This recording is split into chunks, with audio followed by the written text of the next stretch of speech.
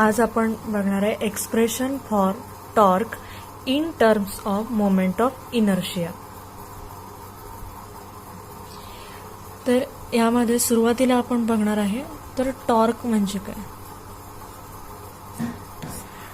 तर टॉर्क म्हणजे काय हे आपण 11वीत असताना बघितलंय. 11वीत आपण टॉर्कची डेफिनेशन बघितली, ती मी तर थोडक्यात सांगते. टॉर्क आपण टाऊ ह्या सिम्बॉलने डिनोट करतो. टॉर्कचा हा सिम्बॉल आहे त्याला आपण टाऊ असं म्हणतो. तर टॉर्क म्हणजेच काय, तर इट इज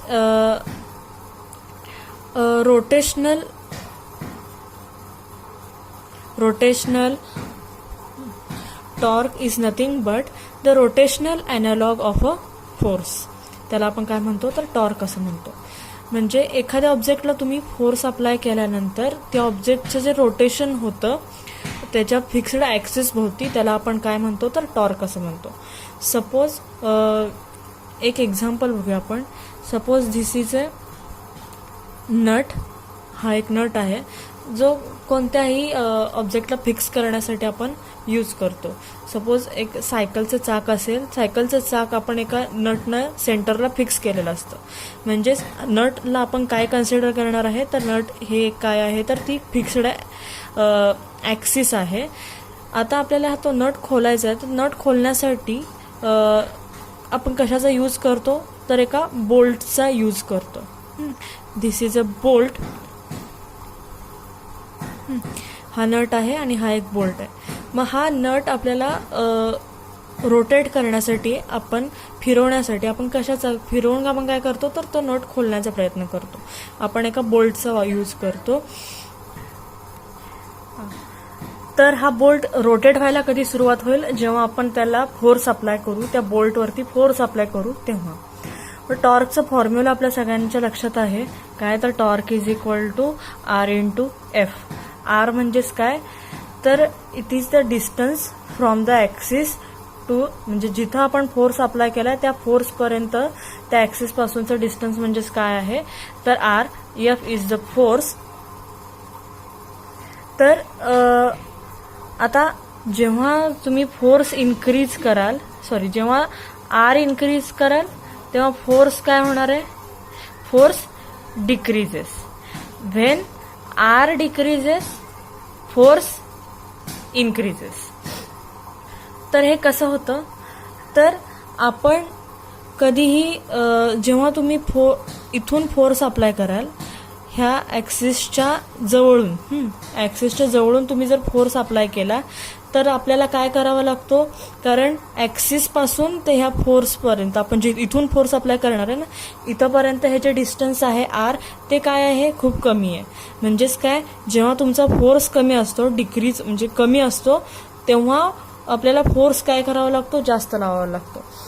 आणि जेव्हा जर तुम्ही फोर्स इथून अप्लाय केला, ह्या साईडनं अप्लाय केला तर ह्या ॲक्सिसपासून ते ह्या फोर्सपर्यंत डिस्टन्स काय आहे आर जास्त आहे.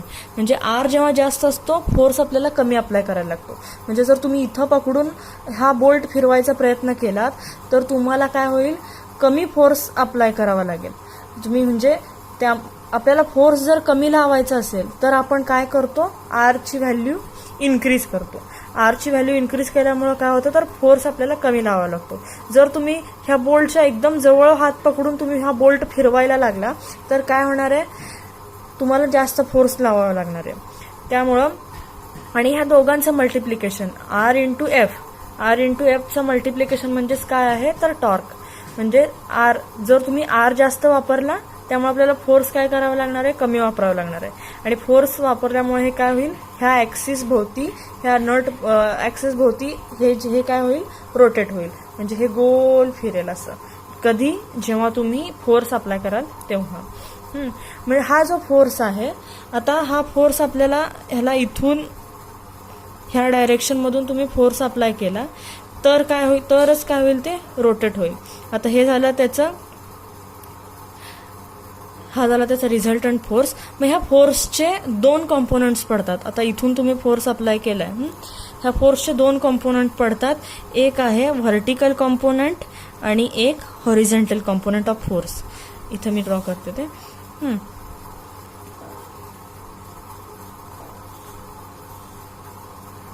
आता तुम्ही ह्या डायरेक्शनने फोर्स अप्लाय केला तर ही झाली त्याची रिझल्टंट.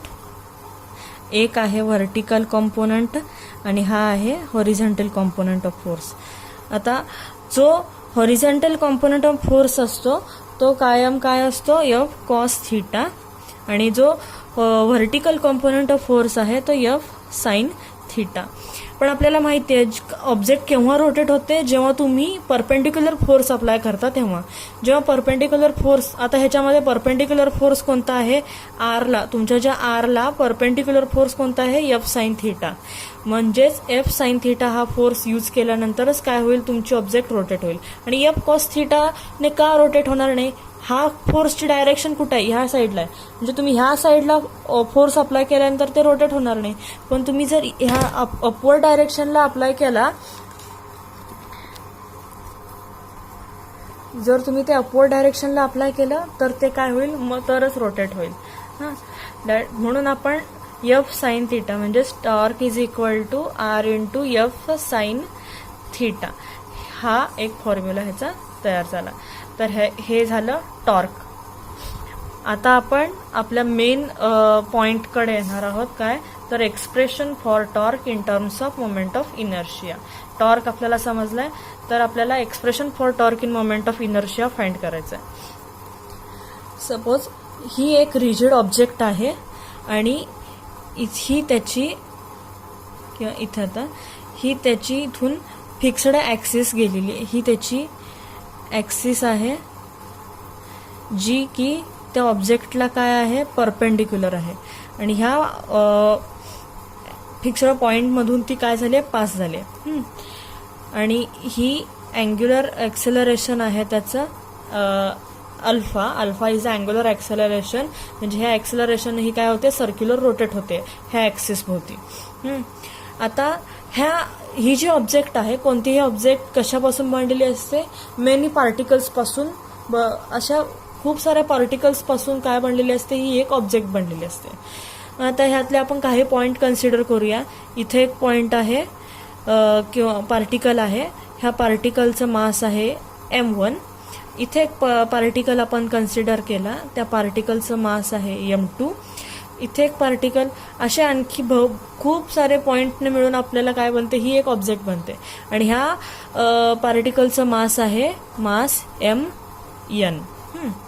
mn हे काय, n अशा अनेक n नंबर ऑफ पार्टिकल्स पासून ही काय म्हणते, एक ऑब्जेक्ट बनते. आता ह्या ॲक्सिस पासून, ह्या ॲक्सिस ऑफ रोटेशन पासून ते ह्या पार्टिकलपर्यंत हे जे डिस्टन्स आहे, किंवा इथून इथंपर्यंत डिस्टन्स, इथून इथंपर्यंतचं डिस्टन्स, हे डिस्टन्स काय आहे, पार्टिकल मास, पार्टिकल m1 साठी काय असणार आहे, r1, ह्याच्यासाठी m2 साठी r2, ह्याच्यासाठी rn. हे काय आहेत, तर ॲक्सिस पासून ते पार्टिकल पर्यंतचे डिस्टन्स, त्याला आपण काय म्हणतो, r न कन्सिडर केलंय. m1 साठी r1, m2 साठी r2 आणि mn साठी rn. हे जे डिस्टन्स आहेत ते ॲक्सिसला काय आहेत, परपेंडिक्युलर आहेत. कोणतंही डिस्टन्स घ्या, ते काय आहेत, ह्या ॲक्सिसला परपेंडिक्युलर डिस्टन्स आहेत. आता हे जे कोणतंही पार्टिकल घ्या तुम्ही, हे काय आहेत, ह्या प्रत्येकाचा ही ॲक्सिस रोटेट होतीये कोणत्या फोर्सने, तर टँजेन्शियल फोर्सनं. म्हणजे आता हा झाला, ह्याची ही डायरेक्शन, ही ॲक्सिस अशी रोटेट होणार आहे, सॉरी ही जी ऑब्जेक्ट आहे ती अशी रोटेट होणार आहे. मग त्यासाठी आपल्याला त्याला टँजेन्शियल फोर्स अप्लाय करायला लागणार आहे. m1 साठी फोर्स F1. आता ह्याचा फोर्स इकडच्या डायरेक्शनला F2, ह्याचा फोर्स इकडच्या डायरेक्शनला Fn. आता फोर्स म्हणजेच काय आहे, F is equal to, for in translational motion F is equal to ma. मग F1 साठी काय असणार आहे, F1 is equal to m1 into a1. आता हे अल्फा म्हणजेच काय आहे, alpha is the tangential acceleration, tangential acceleration, tangential acceleration आहे. आता alpha is equal to alpha is equal to काय येणार मग R1 अल्फा सॉरी R1 आता इथं force is equal to mass into acceleration आहे. तर हे एक्सेलरेशन आपल्याला फाइंड करायचं आहे by using tangential acceleration alpha. Therefore a is equal to r into alpha. A is equal to r into alpha म्हणजेच for first particle पहिल्या पार्टिकलसाठी आपल्याला काय मिळेल इथे लिहिते मी काय A1 is equal to R1 alpha. Alpha काय आहे प्रत्येक पार्टिकलचं सेम आहे त्यामुळे आपण अल्फा लिहिणार आहे. A2 is equal to R2 into alpha up to AN is equal to RN into alpha. नाव फॉर फर्स्ट पार्टिकल पहिल्या पार्टिकलसाठी for first particle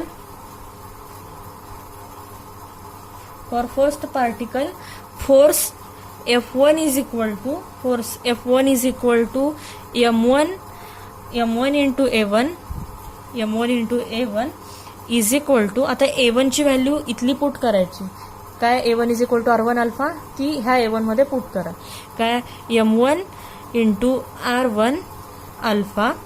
similarly F2 साठी M1 into A2 is M2 into A2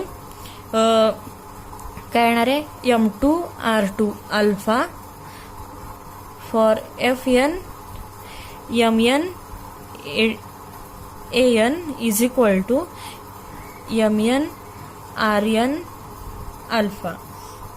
बरं मग आपल्याला टॉर्कचा formula माहिती आहे काय तर torque tau is equal to force F into R हे आपल्याला माहिती आहे. मग for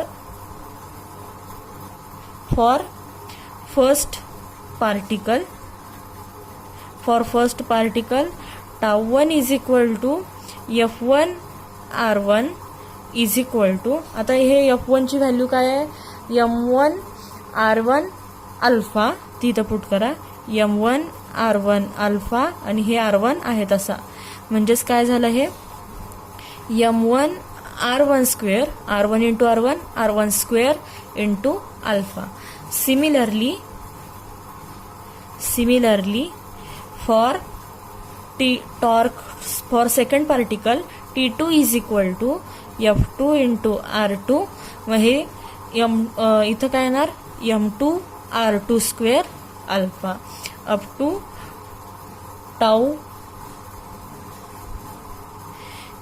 N is equal to Fn Rn is equal to Mn Rn square into alpha.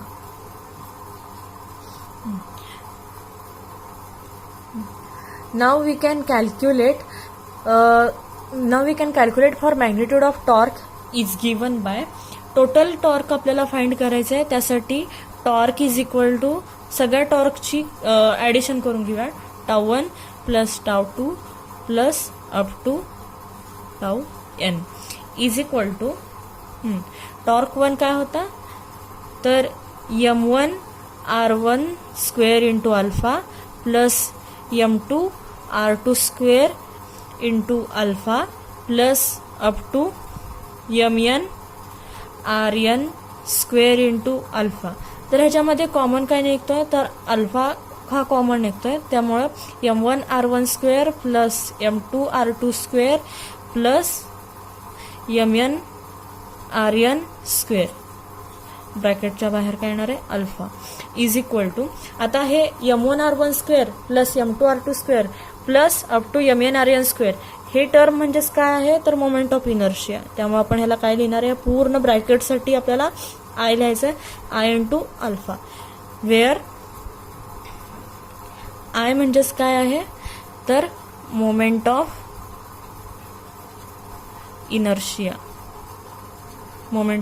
Inertia झाला तो. तर tau is equal to I into alpha therefore tau is equal to I into alpha. हे काय झालं तर expression for torque in terms of moment of inertia. This is the काय expression आहे, torque is equal to I into alpha. I म्हणजेच काय तर moment of inertia, alpha काय आहे तर angular acceleration. In translational motion काय तर force is equal to mass into acceleration. But and